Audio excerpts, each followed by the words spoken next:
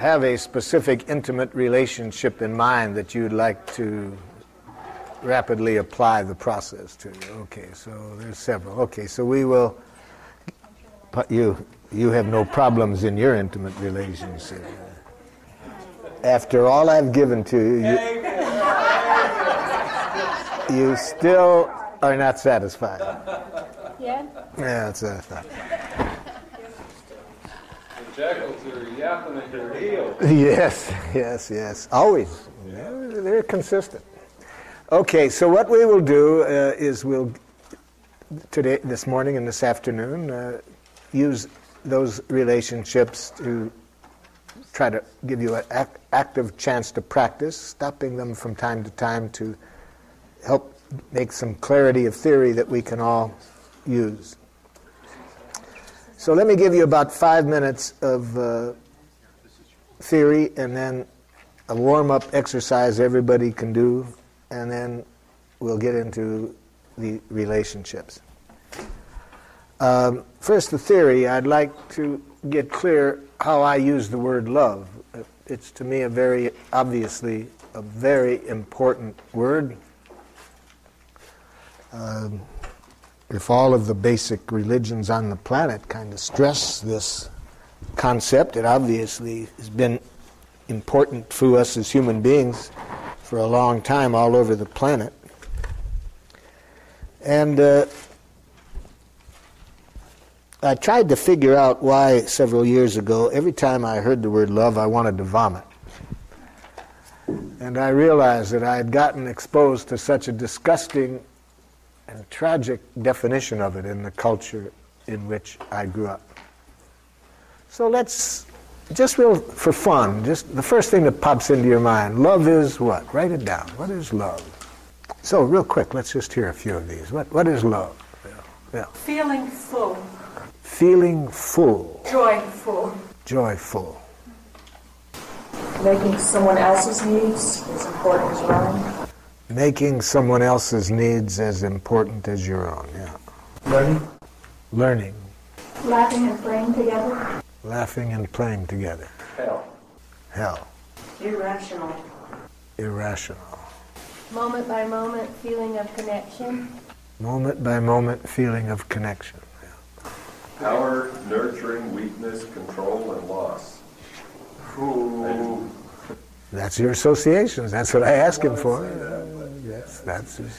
Acceptance, caring, desiring the greatest good for the beloved, mystery. Mm-hmm. For me, the one that I came to aware that was I didn't trust the word love very much is, for me, it was a feeling.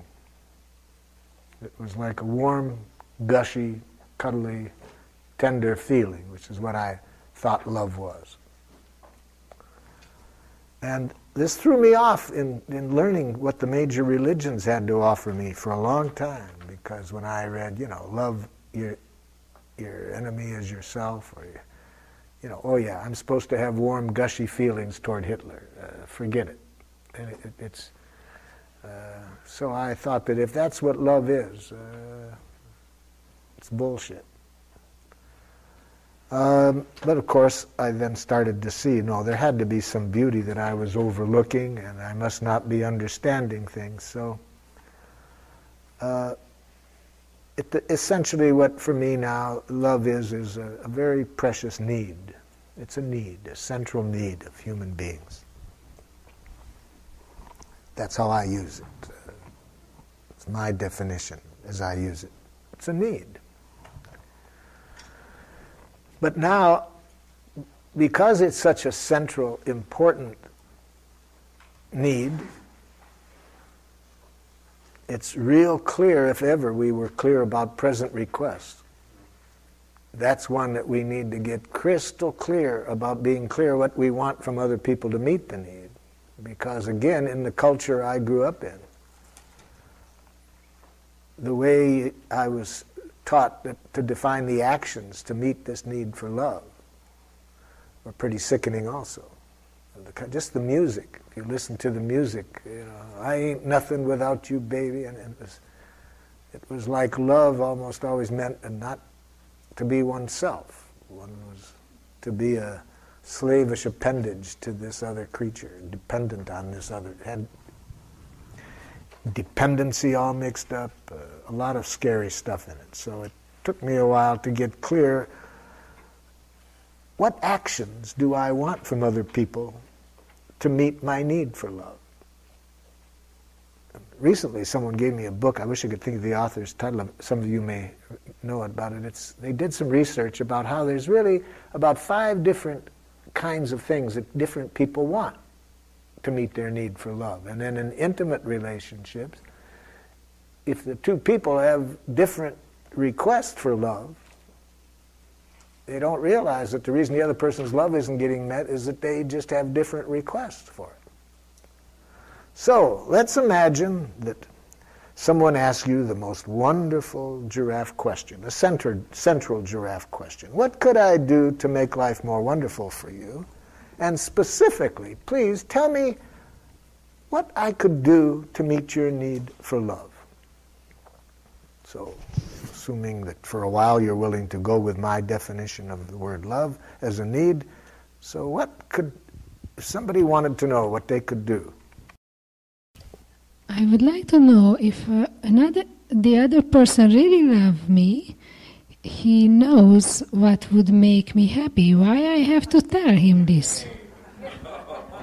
It's really, at the beginning of our relationship, he exactly knew what made me happy. So what would keep this person from just knowing what you want so you don't have to say it? Just he knew it at the beginning of the relationship. So you're saying then that your request would be for this person to keep on knowing it without you having to say it. Yeah. Yes, this is the most frequent request that I think people have of love, that you just somehow intuit and always do it. And the divorce lawyers they love that definition. Because in a short time, after this honeymoon phase, when we have this ESP, then we define that the love is no longer there when somehow this guessing ability is no longer there. So that's your request, that I keep guessing what you want without you having to say it. Yeah, that's quite normal. Everybody knows what does it mean. Sorry, but I got this feedback many times. Yes, but then if it works that way, then you should know that I don't want that definition, so why are you having that definition?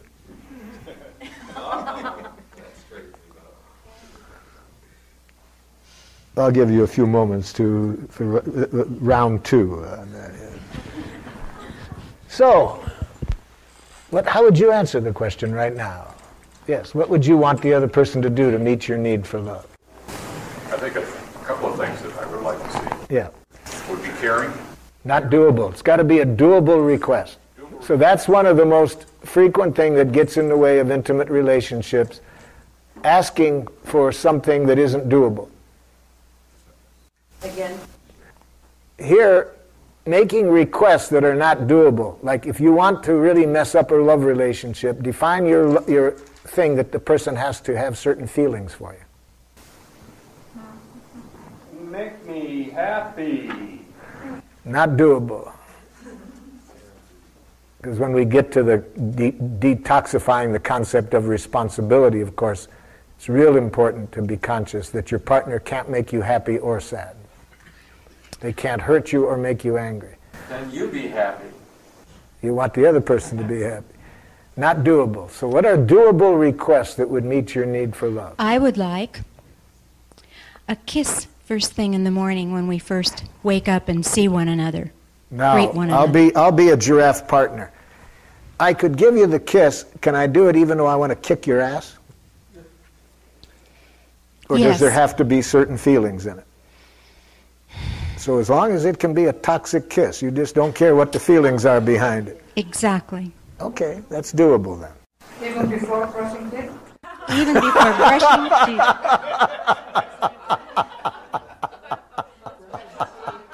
Toxic breath, toxic thoughts. Just you want to kiss. Just that much time and that much energy to make connection with you in the form of a kiss. Very specific, very specific. What else? What other requests would you have? Yes. Mine is to have my head and my hair down.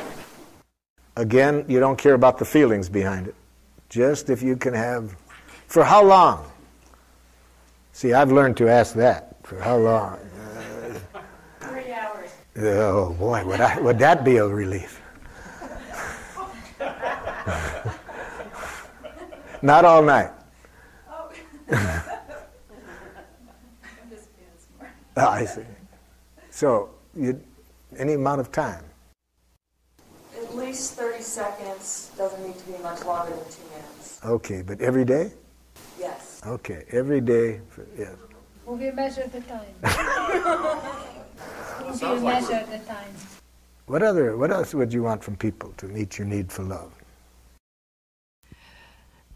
I'm in the relationship right now, and my pain around it is that I want to be able to say my pain without him jumping to trying to fix it, or he's feeling responsible for it.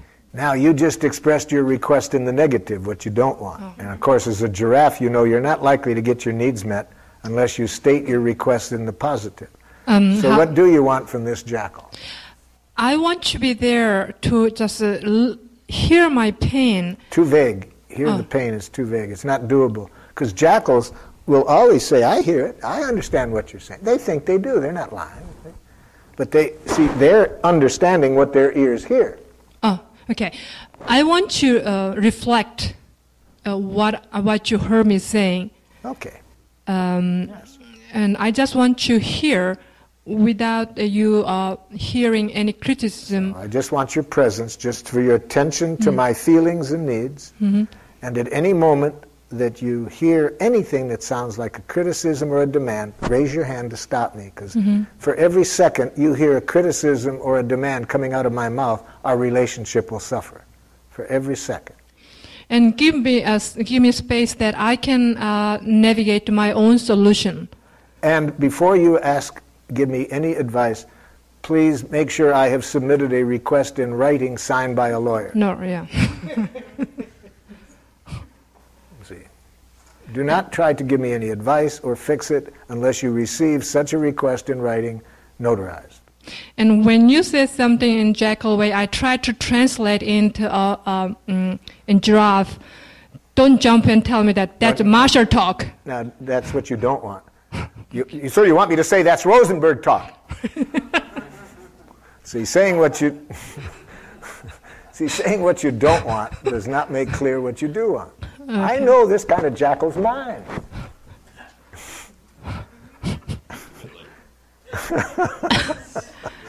So how do I make a request that in positive giraffe way? I'd like you to tell me back what my reasons are. I'd like to tell you what my reasons are for asking for this as often as I will in our relationship. And then I'd like you to tell me back so I know you see the difference between what you're presently hearing it as and what I intend and what need of mine is met by it. Huh? Let me try it again in fewer words. How do you take it when I ask you to tell me back? It's some psychological game, like you think I'm not intelligent enough. You know, like you're a school teacher, giving me a test. Thank you for telling me that's what you hear. So what I'd like to do is tell you what my reason is for doing this as often as I do. And tell me back so I can see that you hear a difference between what my reasons are and what you now are interpreting them to be. So would you be willing to at least do it this one time, to tell me back what my reason is? Go ahead. And then he says, now I don't feel safe to open my mouth. Oh, well, then he's really making life easy for you, because if you have giraffe ears, he's teaching you how to get both your needs met. See, if you can hear the need behind a no, the other person is teaching you how to get everybody's needs met. He needs empathy. He's telling you what need of his needs to be met in order for him to meet your need. He needs for safety. Yes. And, so until you can receive a no as a memnoon, it will be very hard to enjoy intimacy. You don't know what a memnoon is. Okay, I'm sorry to put you to such a spot. Would you explain a memnoon? She raised her hand first. So once again, until we can receive a no as a memnoon, any kind of intimacy is going to be hard to enjoy for more than a honeymoon period. Of course, this is putting a memnoon in a whole different light, but a no in this case, I assume, would be a request. A no is always a request. Okay. A no is always a need and a request if we hear it accurately. Can you say it again then? Well, you have blessed me. You have given me this gift to give you the gift of what you've requested. The opportunity. The opportunity, and so I'm almost in your debt for having asked me. It's such a big blessing. Yeah, I'm grateful for it.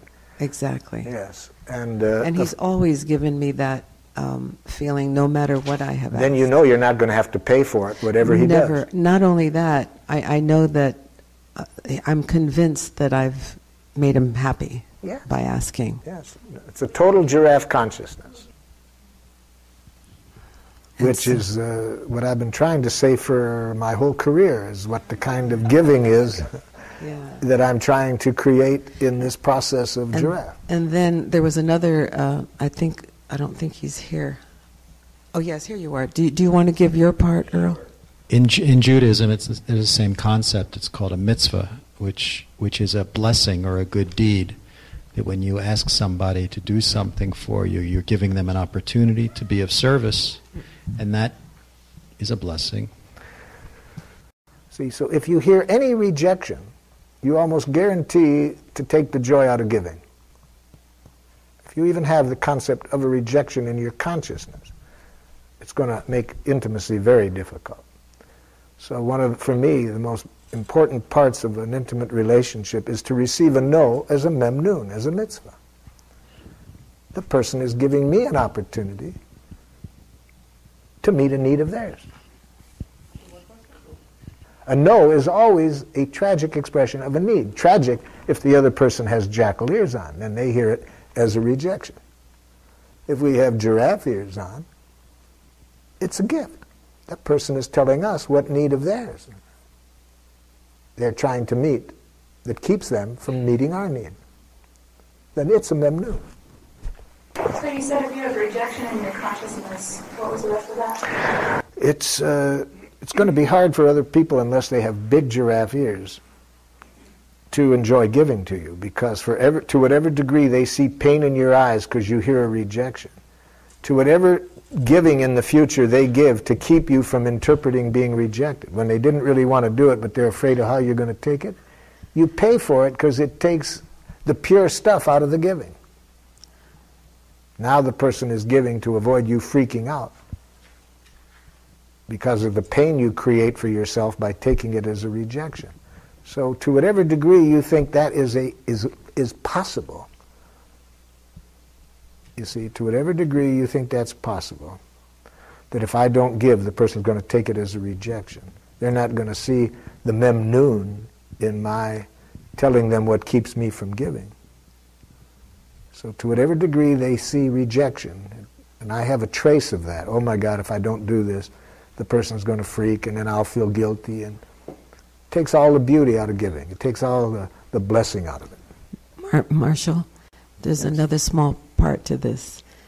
On the few occasions, truly a few occasions, when I have made a request and he's not able to give it to me, he will never say no to me. I will get this look. And the look I translate as, God, I'd love to give it to you, and I don't know if I can do it right now. Because I have another need that keeps me from Exactly. saying yes. Pure joy. Why do I love your husband and I've never met him? Because I do. Because of what? Because I do. You do.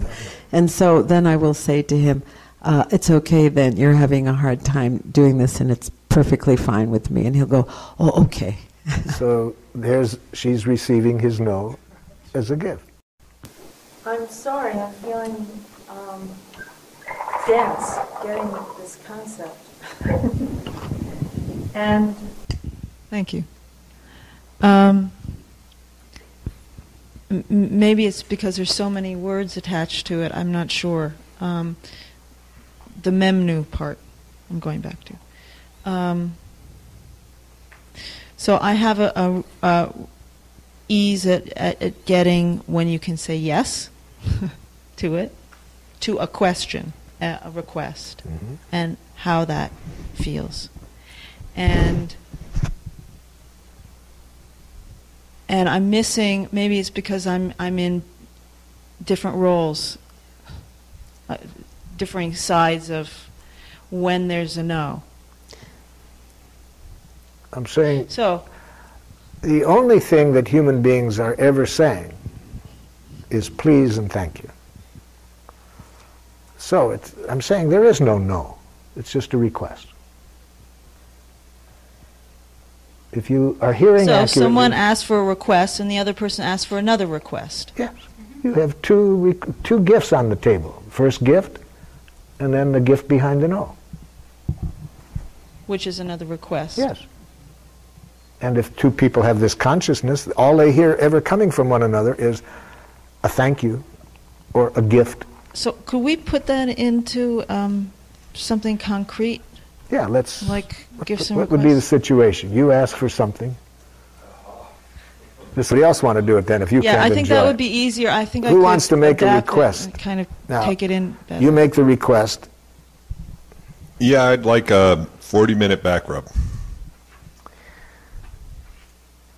And gosh, I'm torn right now because part of me would really enjoy doing that. And part of me is just really enjoying the calm and quiet that I've been experiencing. So would you be willing to wait another 30 minutes? That would give me... Yeah, and I hear that you're really, it's meeting a deep need of yours for calm and quiet and serenity right now to spend more time alone. So he now doesn't feel any rejection. He has given me a gift. And I've given him a gift by giving him the chance to give me that. But now that was fairly easy because I played my role as a giraffe. Now our real test is when we communicate this way. Try it again. Yeah, I'd love that 40-minute back rub. Jesus, you are the most demanding person I ever know. I just gave you one last month.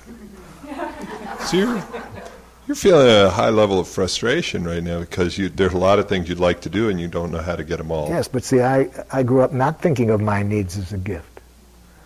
So I can't imagine that my needs would be a gift. So as soon as I hear his needs, I feel like it's a demand. So that's not easy with such a partner who hears requests as demands. Now, he's lucky because I made it pretty obvious. His life would have been made worse if I had done this. So watch again. We're going to do the same game again. Start again.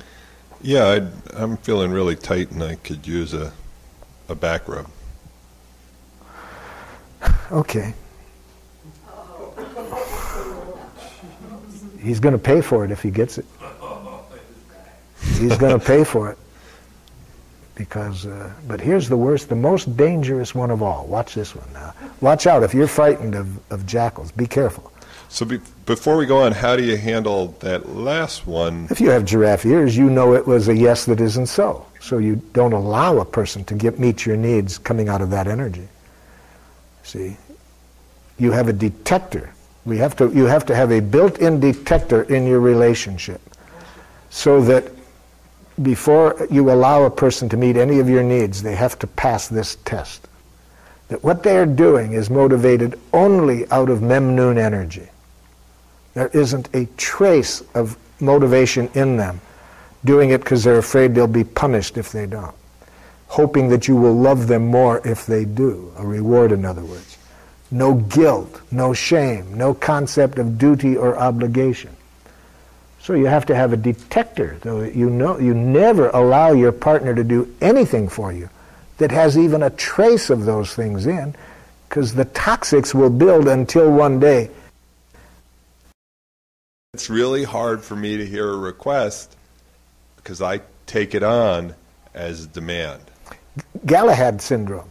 Yeah. And Galahad syndrome, see, the men get the Galahad syndrome in our culture, that if you're a real man, you come to the rescue of anybody in pain in your family. You have to have solutions and advices. Women, it's the same game, but a little different. You know, if you're a loving woman, you don't have needs. You sacrifice your needs for others and so forth. But it's basically the same game. Love is sacrifice. Yes. So Marshall, can we like complete those role plays? Like switch. How would you handle it if you get the okay?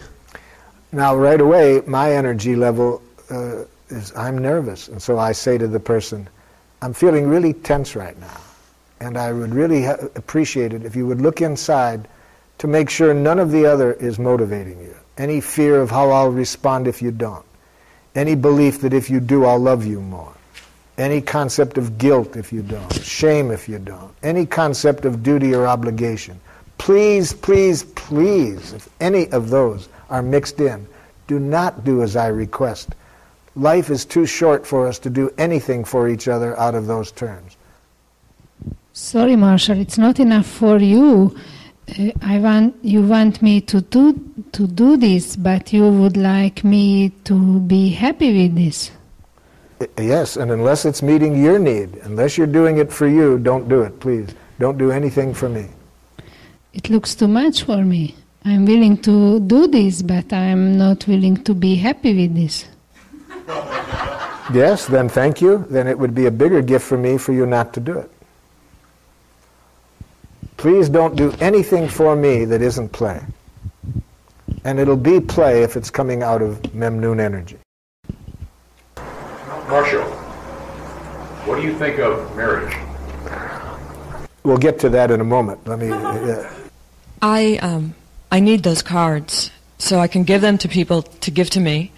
And one thing, it's sort of in response to David, a lot of times I will, in a response, I'll say, oh yes, I'd love to do that because that's what I've always said. And then 5 minutes later I realize, so maybe checking in when you might start to notice.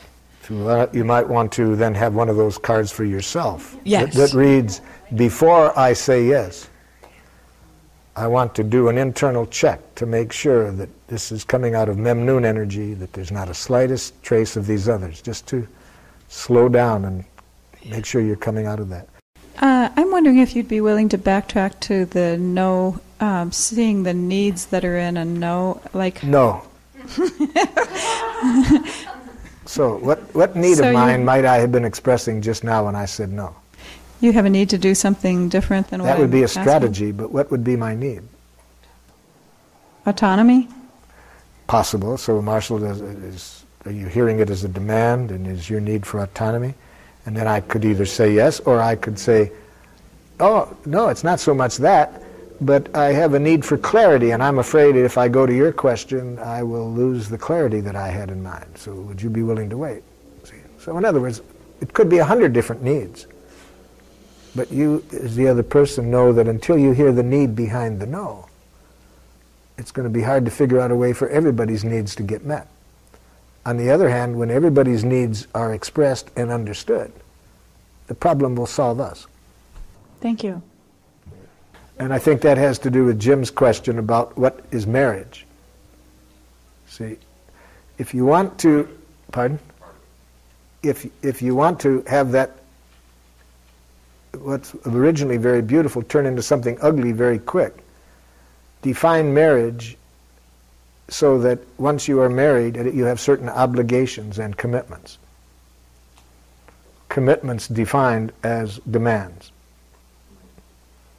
Now that takes what otherwise could be done joyfully and turns it into something ugly.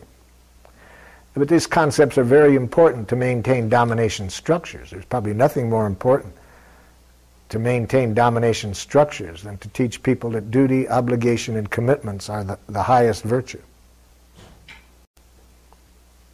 So do you think it's that it's kind of like it's built in conceptually, like, well, we'll have this nice little free space where we can just express freely, and then when it really becomes real, then it will change over. There's sort of an unspoken agreement about that?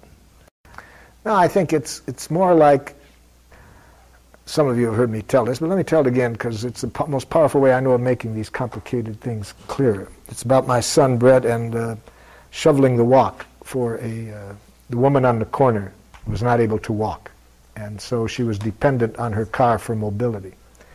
Whenever it snowed, he would literally race down, run down to the corner. He would stop anything else he was doing and shovel the walk. At our house, we had a tiny little walkway. It got done after my getting after him and telling him that when you're a member of a family, Oh, God. how could I be so stupid, you're thinking? No. But you see, when you are defined as a husband, wife, son, you have certain commitments, obligations. And so now what otherwise is a memnoon, you turn into something ugly. I grew up in almost next to you. Same weather. Mm-hmm. I did that for my mother at 9, and she wasn't disabled. Mm-hmm. Explain that. Because hopefully you had a memnoon relationship with your mother, so you gave out of the joy of giving. And I didn't get an allowance. Yes, you gave out of the joy of giving. You did it for yourself, not for your mother.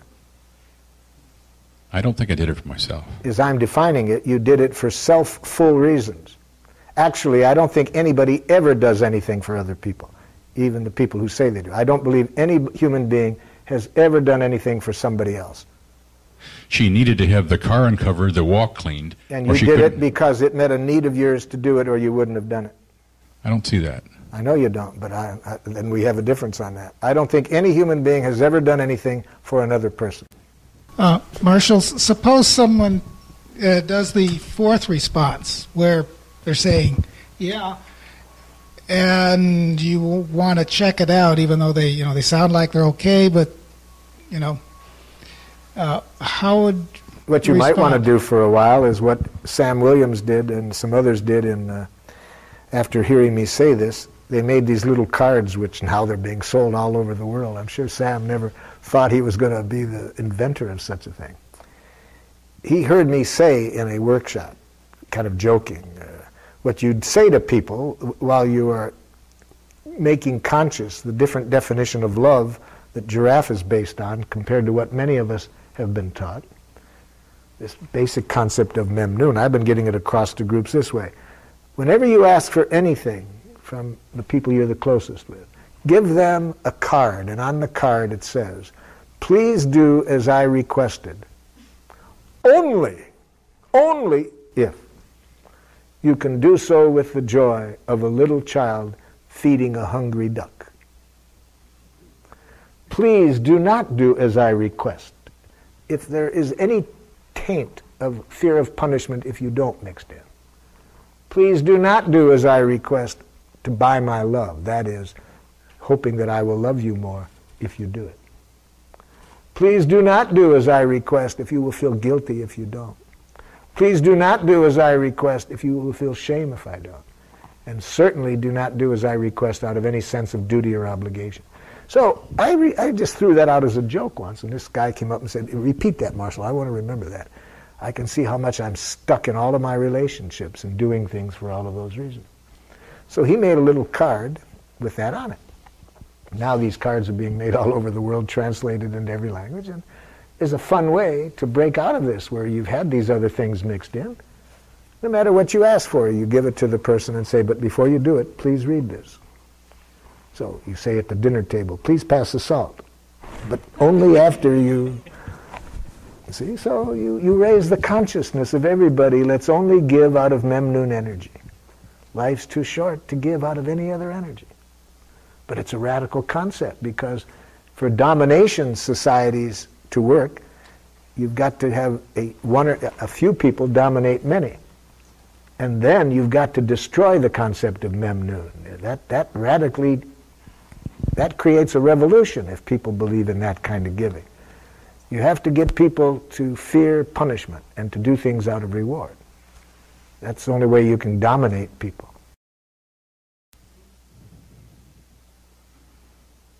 I think I've done a number of things for other people, and I haven't think, been as I'm being defining a it, I think you did it to meet your own need to give, which is one of the strongest needs that human beings have.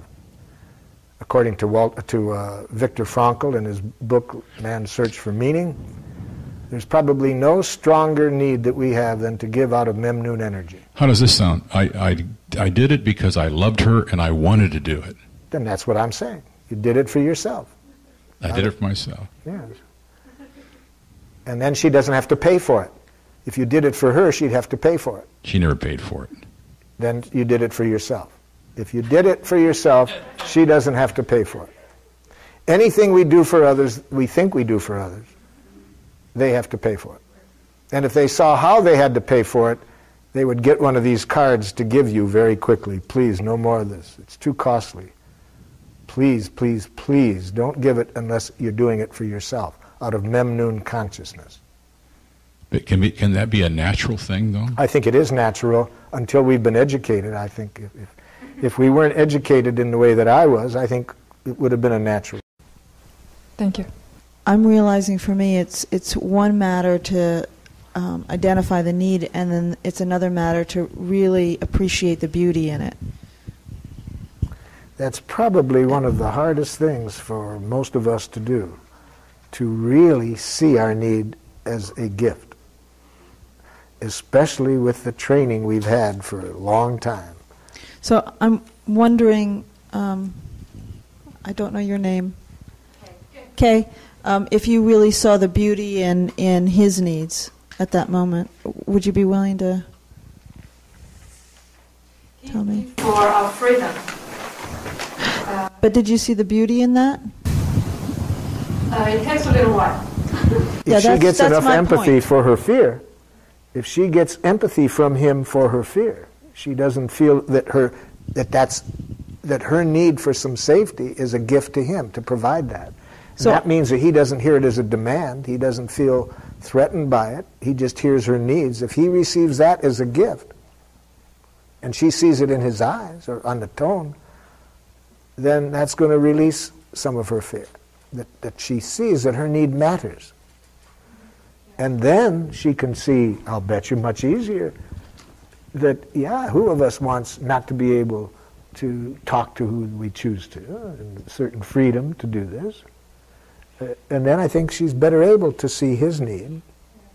And when he feels that that need is really understood, my prediction is the problem will solve itself. That it doesn't take a genius to find out ways of getting everybody's needs met when there's a certain connection made.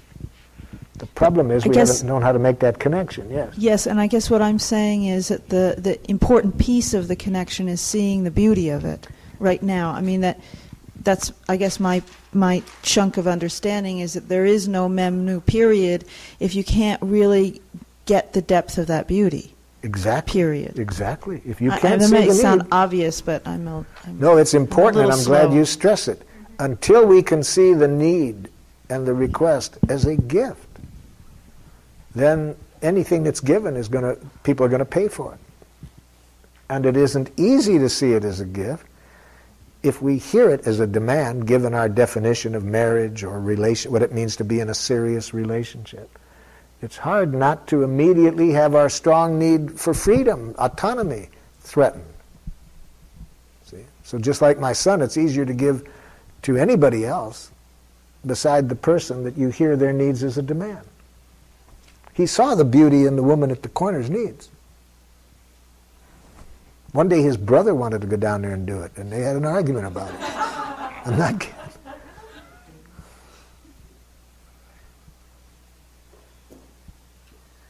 So I guess that's the lump I need to get to when I'm in pain, trying to see that other needs beauty as big as mine. And I've tried to look inside myself to try to find out, why do I still have so much trouble seeing my needs as beautiful? And it came to me one day because of how many people have given to me out of energy other than Memnoon. See? I said, am I afraid that people are going to say no? No, I don't have any fear of no. Hardly ever have people said no to me. I'm much more afraid of a yes. That people have given with that other stuff mixed in. So then it leads me to associate my need as a burden. because that's what it becomes when those other things are mixed in. So without realizing it consciously, I've developed that association to my needs, that they are a demand, a burden, rather than a gift. Yes. And the thing is, what's even more frustrating for this is that it's seldom one or the other. You see, like my mother gave, I think, about 90% out of, loving to give, but 10% out of duty and obligation. So there were times when they're mixed, and then that makes it even harder to trust, you see. I'll give you a very specific example. How do you dog for your needs and not make it a demand? Because I paid all the bills and put in all the money, and I began to feel like this major burden, and all I wanted was some help in paying the bills. And it began to be really resentful, like I ended up hating paying the bills. Then you were paying the bills out of the wrong energy. You weren't doing it out of Memnoon energy. So much better now. Not only did I do it wrong, it's not my fault, Paul. I'm Jewish and I can't help inducing guilt. So this don't hold it against me. It worked.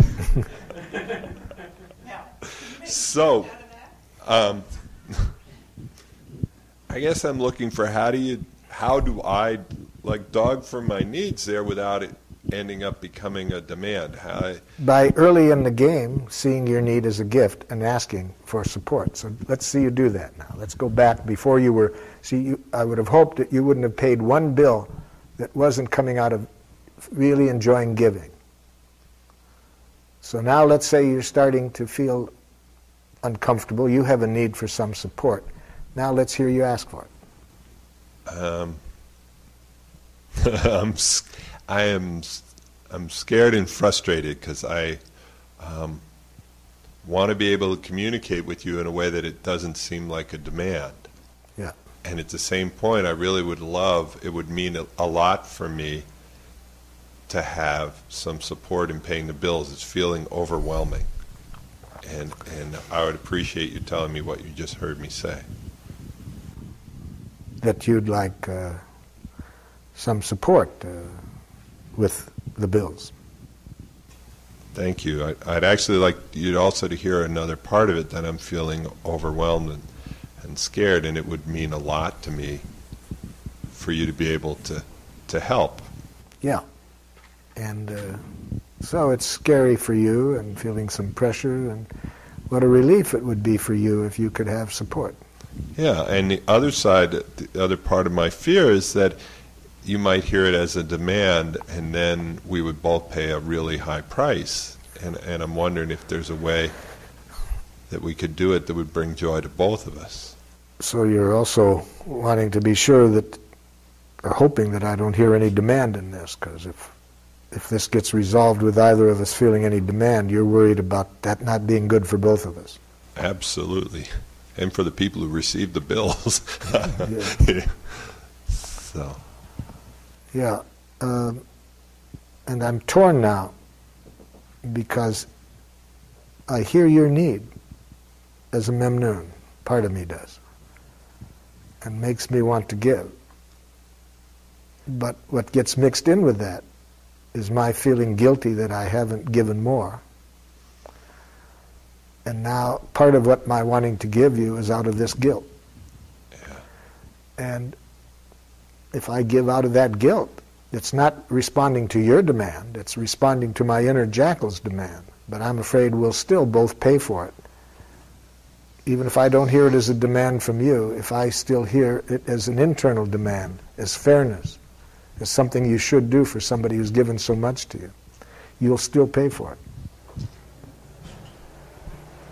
So I'm hearing there's a lot of fear in you that if you do this as a demand, that it will distance the connection and relationship that's really important to you.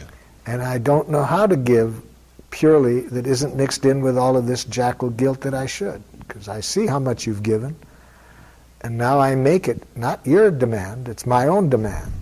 But if I give out of that demand, you'll pay for it equally. Because you'll still be associated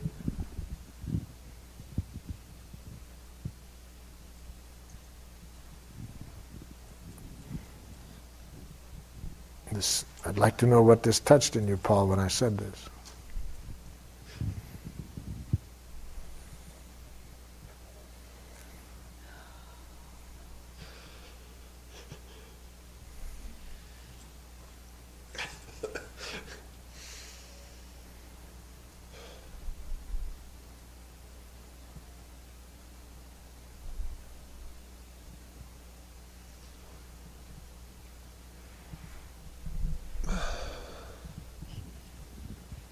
It'd be helpful to move on. I'd just like to sit for a minute. All right. Anybody stimulated by what this partner said? Stimulate anything in others?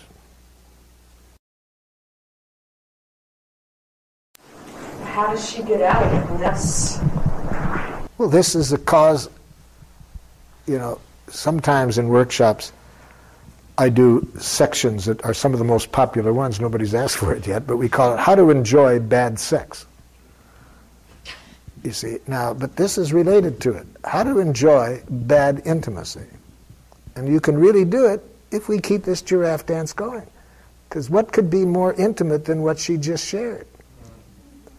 So, if we can keep this flow going, what could be better, really? Isn't this the most vulnerable? Isn't this as vulnerable as anything else we can share? So if we can share whatever's going on and have empathy from our partner and then hear what that stimulates in them, like the pain that got stimulated, this is going to be a wonderful interaction. So, I'll just talk real loud. So in terms of the process, this is like a dense area. And so you just need to this is a question now. You just need to sort of like really just slow down, give her empathy, and see what then opens up. Because initially, what came up in me was, God, I don't know where to go from here. So. Yeah, so we need to learn. Hopefully, we're going to give you, enrich you all to get closer to being able to do this, so that in Paul's role, you see this as a memnoon right now. This person needs some empathy for this dilemma that goes on in them. So what's getting stimulated in you right now is real sadness because you hear my request and you see the beauty in it. There's part of you that would like to respond to it, and then it's very painful for you when you see how much of your energy is tainted by this sense of obligation, or you have, yes, it's like I can't, I want to give, but it's hard when I feel all of this guilt and shame. And how do you feel when I say this? I feel memnoon, that you give me so much of yourself and give me a chance to meet your need for understanding. I feel touched. And now I'm looking inside and I'm seeing some goblins coming up, and I'm starting to feel really sad for some of the things I've said in the past that I think have accentuated that. And, oh, yeah. That's exactly what ended up happening. It's like I would get more and more desperate and ask in ways that created more and more distance. I can see how I've played on that. I can see how much in my life I use silence, knowing how that stimulates your inner jackals, and then I get my needs met, but I hate myself when I get them met that way, but I do it when I'm desperate. I don't know how to. So could you tell me this back so I can... So if we have this dialogue, what isn't wonderful about it? Isn't it what we're all getting off on every day in these workshops? So you can have it ongoing.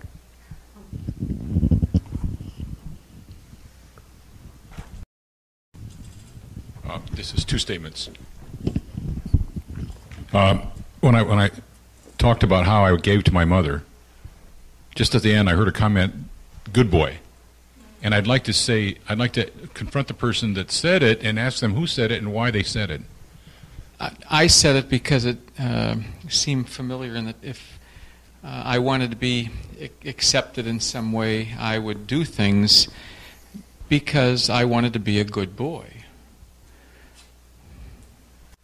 it wasn't meant in a nice way. With the tone, I heard the tone. Because his own pain, that he was aware of his pain, that he has done things in the past to buy love. That's my jargon for the good boy syndrome. It's really to buy love. Yeah, and that's what I've done all of my life. So he was not criticizing you with that tone. He was aware of the pain that he had, seeing that he was doing so much giving to buy love. Yeah, and that's painful because I lost myself completely in that because I was looking outside to do stuff to be a good boy, and I never developed myself. Thank you. That explains something. Because society does that. When you give out of joy, they see it as good boy, and they see it as you're doing it. You got some. But you see, Jim, I think what I was trying to show you yesterday, you lend itself to that image because you were talking about what you did, which sounds like you're trying to show what a good boy you are, instead of saying what you were feeling at the moment you told that story. But if you could just tell the feeling, not the story. Yeah, but I did explain why I did But that. you didn't say right now what your feeling was. That right now, I still don't know what your feeling was and what need of yours was being met by telling that. And so when you don't make that clear, you lend yourself to these other projections. Okay, I see Paul's situation. But now you're back seeing. Can you just stay with present feelings? No, my feeling is present to what we're talking about. Yeah, it's what? I got in a situation where I was. Now you're telling a story. You're off. Okay, You're off your story. feeling into the story. Okay, I got in a similar. It was a similar situation. Yeah. How can I say this? You're off into the story. It's no life in it for the group, Jim. Okay, I felt. No, not used. then. Now. Now. What need of yours is being met by telling this? When we don't hear that, Jim, it's just very easy to project all kinds of stuff. I feel the same feelings. What feelings? The feeling of anger. Yep. Sadness. Yeah. Those seem to be dichotomous. I don't know. No, Running together. Don't worry about it. Let's just say what you're feeling. So, what need is behind them? It isn't being met. What need is behind the need of anger, the feeling of anger and sadness? A need for appreciation for what I did. Yeah. You want to celebrate what you did. Because I did a good thing. You want some celebration of how you contributed to life. To taking care of 6 people, yes. Yes, so let's just celebrate that. Not 1, 6. Yes. I can see why you have a need to celebrate that, how you gave to all of those soldiers that you were serving under dangerous conditions. And I can see that you have a need to celebrate how much you've given in life. So that's what we need to hear. But I had a sadness and an anger because their response was in anger that I expected them because you didn't get the celebration, you didn't get the understanding you would have liked. They didn't want to contribute. They just wanted to take. So you're upset that your needs weren't as valued in your mind as you would have liked them to have been, and the needs of others. So when you see people just receiving and not giving, then that doesn't meet a need of yours. Certainly doesn't. Yeah. Okay. There's too much of that. Yeah. I really am impressed by Selwaz, and Earl's, this Nemnun and mitzvah. We need that. And I would hope you could have some real, genuine sadness for those people who don't know how to give because they're missing something. And what usually happens, those people we see as just the takers, the selfish, they're so scared that they're not going to get their needs met. That all of their energy goes into getting their needs met, and they provoke images that they're selfish and greedy. And it's real sad that they haven't learned to give out a mitzvah. What would be worse than not to know how to give that way? What you're describing to me is the story of Scrooge. The story of Scrooge. Yes.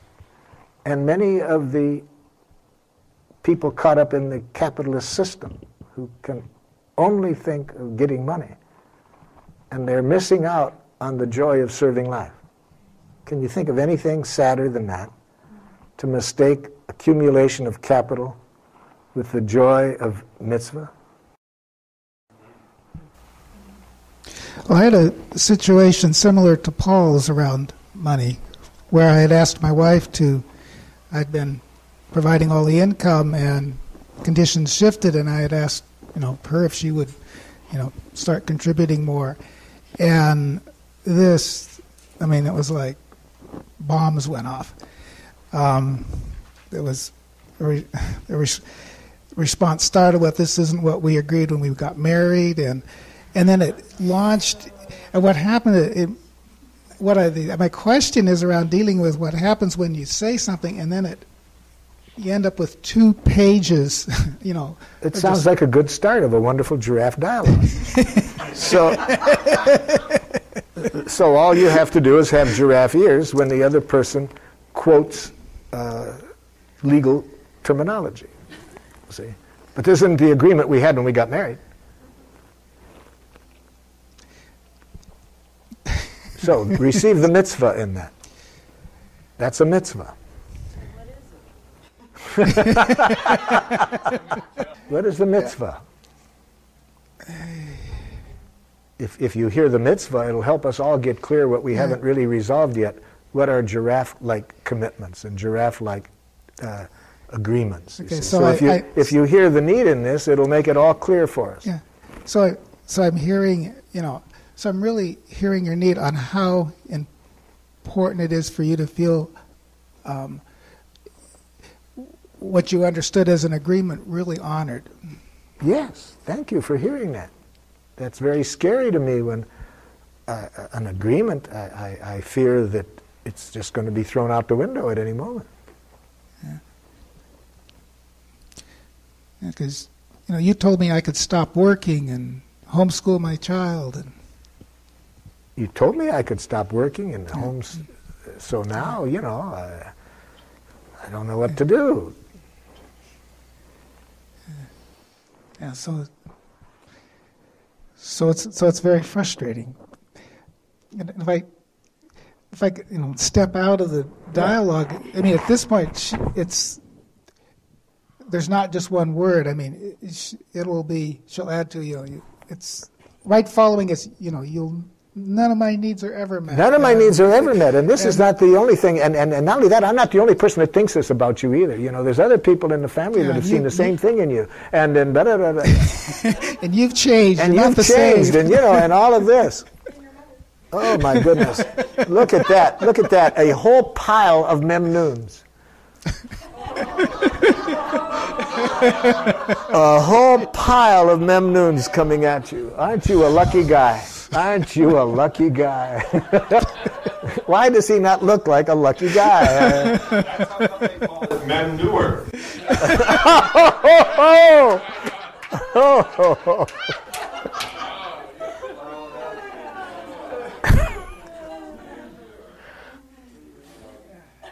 So you need to slow it down and receive each of those memnoons. There's about 6 of them buried together. See, she's so generous, she just can't wait to give them all to you, so she does it all in one breath, boom, diddy, boom, diddy, boom, diddy, boom, diddy, boom, diddy, boom. Several memnoons, all in the same message. So really, we have to just slow it down and and hear each gift. Piece hear by piece. Each gift. Okay. Manure spreader. Manure spreader, exactly. Yeah, like this one is a wonderful gift in an intimate relationship when you can receive. My needs have never mattered. No, it's only your needs that matter. My needs have never mattered in our relationship from the very beginning. So we'll slow it down for you. We'll separate that one out from the other. Because that's so beautiful, you wouldn't want to miss that one. So you were feeling really angry and frustrated because you're really needing yourself to you're really needing to be seen and heard on what your needs are. That my needs matter, that they're valued. I've never had this. So you have really tremendous grief around this. Of course I do. My needs have never mattered, not in my whole life. Everybody else's needs matter, not mine. So this is very, very painful for you. Very painful. They don't even have a glimmer that my needs matter, that they could be. I was so angry at this discussion that I overheard about this memnur. That's so bullshit. It's so far from my seeing my needs and how I see my needs. I just hated it when people said that. It's bullshit. If that's true, then why have my needs never mattered to anybody? So you're very angry because you've heard all this conversation and you just didn't feel a connection to it. How can I when my needs have never seemed like it mattered? Nobody seems to care about my needs. So this has happened for a long time. It's gone on for quite a long time. Yes. Can't even imagine what that feels like, to feel like my needs are a gift. I can't even imagine. So behind us is you don't feel like anybody has ever really understood the depth of just how that they couldn't see painful the it is. beauty in my needs. I just get angry when I hear that. It just sounds like New Age bullshit. So this is something that's very precious. It's very beautiful that you just I haven't. wish it was true, but I can't imagine it right now.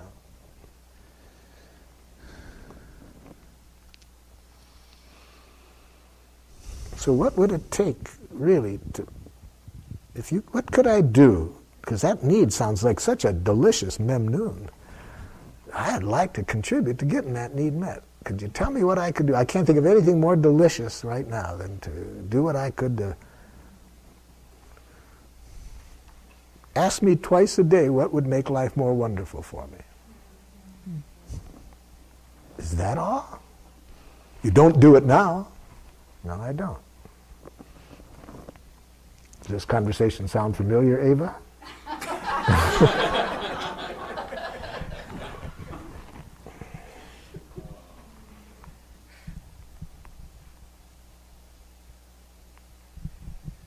It helps me to just participate in this way, because so many times I'll hear the words and then I feel kind of paralyzed. It's like, where do I go from here? It's like I got to fix it or got to move it. And what I'm hearing as I do this is to slow down. Slow down, yes. I have a question about the process. Yes. Dave was being as empathic as he could be, and then there was a dialogue between the puppets. Is it correct that Dave might have said to you, what can I do? Not too quick. Don't ask that question unless you get 3 signed notary statements saying I'm ready to move to problem solving. Because when you move to that, you are a fix-it jackal. Okay. Fix-it jackals can't wait to fix it because they don't know how to enjoy pain. And until you know how to enjoy pain, you can't enjoy intimacy. We'll make that clear this afternoon.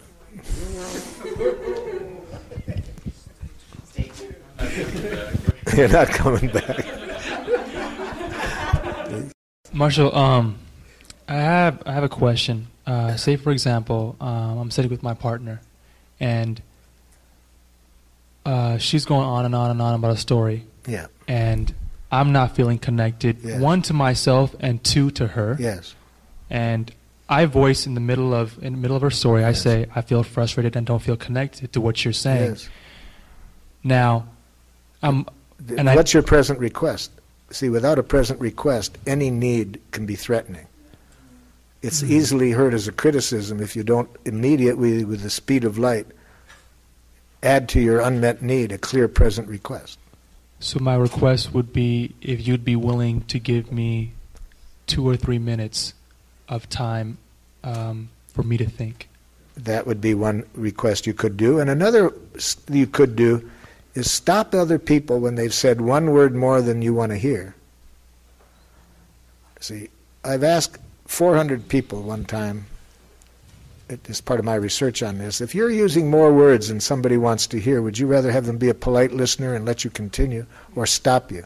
And 399 out of 400 said, stop me even if I got hurt by it or upset. And the one other person, she couldn't make up her mind. She said she didn't know if she could handle it. if people stopped her. But that led me to see that it is not a gift to anybody to let them continue talking when it's not meeting your need. They'll pay for it. So one way would be to stop the way you did and say, excuse me, but I'm impatient and so forth. The other would be to interrupt for the purpose of bringing them back to life. Take them away from what they're saying to what's in their heart that leads them to say it. That will be a gift to them, because if you are bored listening, they're probably bored saying it. Amen. Well, that'd be a gift to children. Yes. Yes. It's a gift to anybody that when their words are not giving life, it's because they've gotten disconnected from what their present feelings and needs are. So you would offer them empathy at that point? Yes, I would say, excuse me, but are you feeling, so my first words out of my mouth is to go to what is presently alive in them, that's the root of all the words. But if I'm not feeling connected with myself and I don't feel I can offer empathy, then I would start with the first one. Then you would say, start with what you did, yes. Okay. Thank you. Yeah. Now, the problem is most of the time that babbling goes on in a middle-class culture, the need is for gratitude, recognition. And people are so brought up to believe that you shouldn't have that need. You should just give out of selflessness and so forth, that they're ashamed to admit that they have a need to celebrate what they did, to have some recognition for it. So they go on and bore people with all the stories, not realizing that's going to get the exact opposite of what they want. So we'll come back to this after lunch if you like.